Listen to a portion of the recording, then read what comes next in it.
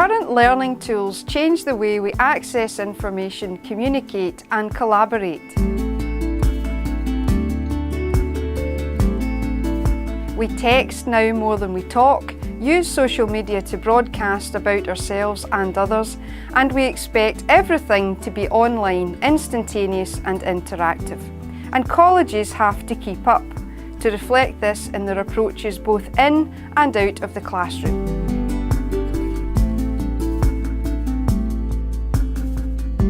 The term safeguarding includes e-safety, or the safe and responsible use of the internet and technologies.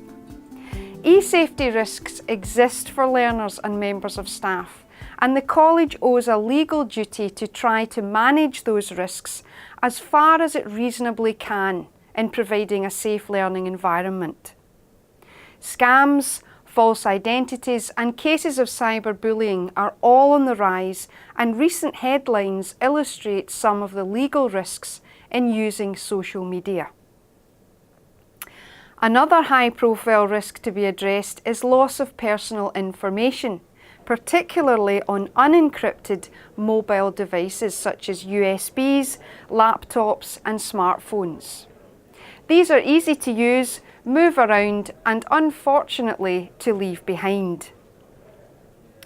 So, what legal duties do colleges actually have to keep learners and staff e-safe? And what steps should they put in place? Having effective safeguarding practices right from the start doesn't just prevent legal liability, but also ensures that a college can be confident in its approach to a serious issue, which is of course backed up by the inspection process. Often at JISC Legal we're asked about what a college should do in certain situations, what advice to offer colleagues who've been subject to nasty messages on Facebook, how to deal with bullying online, inappropriate content, what type of filtering to have in place, and when to get consent from parents of younger learners.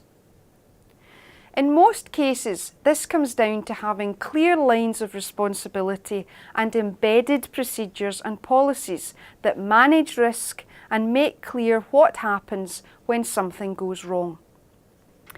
Through legislation, colleges have a list of statutory duties, such as keeping personal information safe, promoting equality and diversity, eliminating harassment and discrimination, tackling bullying effectively, and so on.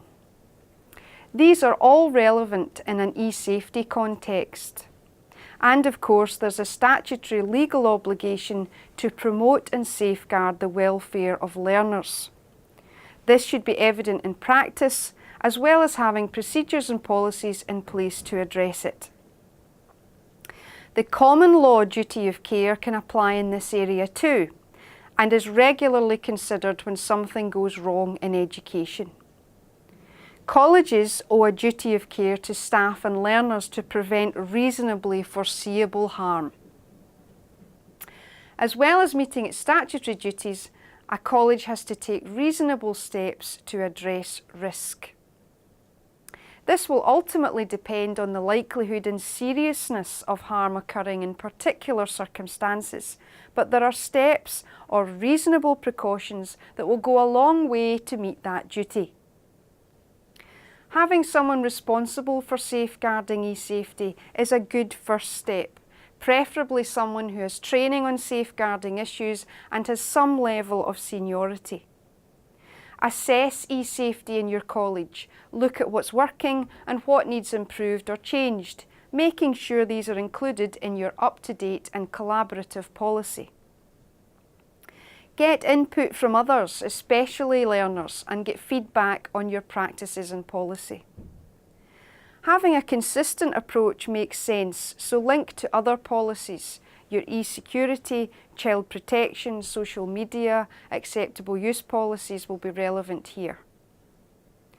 Have in place a clear set of procedures that staff carry out to identify, assess and manage risks whenever new technologies or social media are being used in teaching and learning, both on and off campus with college or student-owned devices.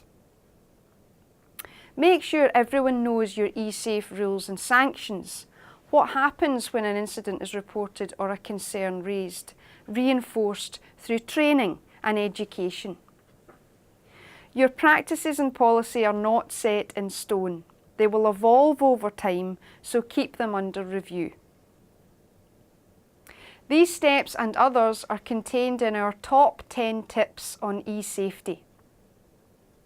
Remember that where vulnerable or younger learners are concerned, the duty of care is likely to be greater and more robust safeguards will be needed in order to meet it.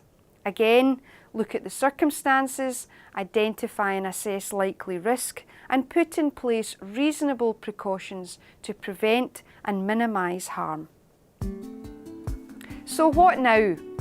Well, you might be congratulating your college on a job well done, or perhaps you're thinking about potential improvements, or maybe you're at an early stage of eSafe practice. Whatever point you find yourself at, JISC Legal has some information that can help, and you'll find all our resources on the eSafety theme page of our website. These include our top 10 tips, 10 easy to follow steps to meet your eSafety duty, a 10-point eSafety policy checklist, and an eSafety policy template that you can adapt to suit your institution. We also have useful links and FAQs, and if you have any questions or comments or you'd like further guidance, please get in touch via our inquiry service.